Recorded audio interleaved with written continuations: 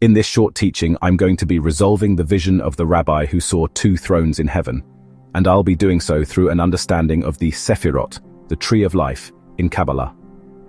This video is being sponsored by Kabbalah Theological Seminary, a spiritually esteemed school of higher learning where you can discover the science and wisdom of authentic Kabbalah, no matter what your religious tradition or spiritual background may be.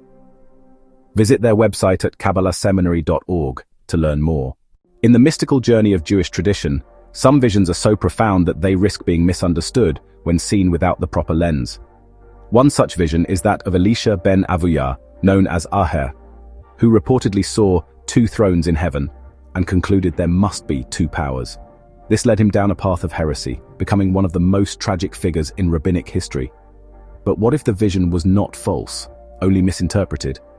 What if the problem wasn't in what he saw, but in how he saw it?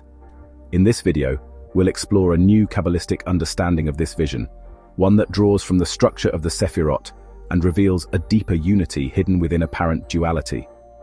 This teaching proposes that Aher's vision was a glimpse into the secret of Keter and Malchut, what appears to be 2 thrones, but are in fact one. A single throne viewed from 2 ends of the same divine spectrum. The Talmudic account of Elisha ben Avuyah, Aher, witnessing 2 thrones in heaven, which led him to believe in 2 powers, has long challenged theologians and mystics.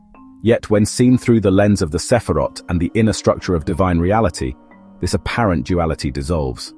In the Kabbalistic tree of life, there are indeed 2 crowns.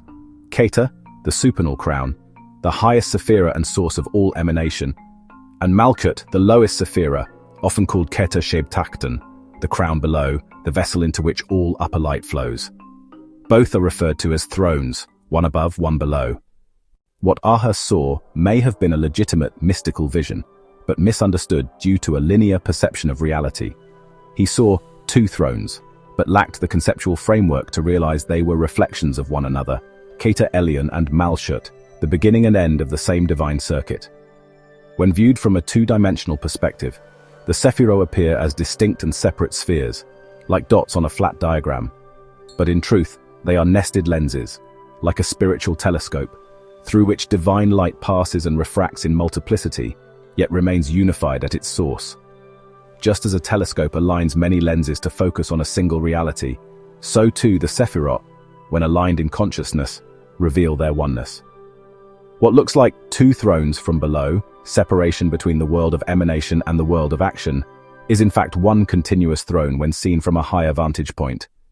This resolves the heresy. The 2 thrones were never separate entities, but a singular kingship manifesting at 2 poles of existence, Keter above and Malchut below. The final redemption will reveal this unity explicitly, as Malchut rises to Keter, completing the circle of divine will and consciousness. Then, the throne below and the throne above will be seen as one. Thank you for watching. This has been a presentation of Avraham Emuna. The views expressed here are mine alone and are not meant to be an authoritative representation of any one religious tradition.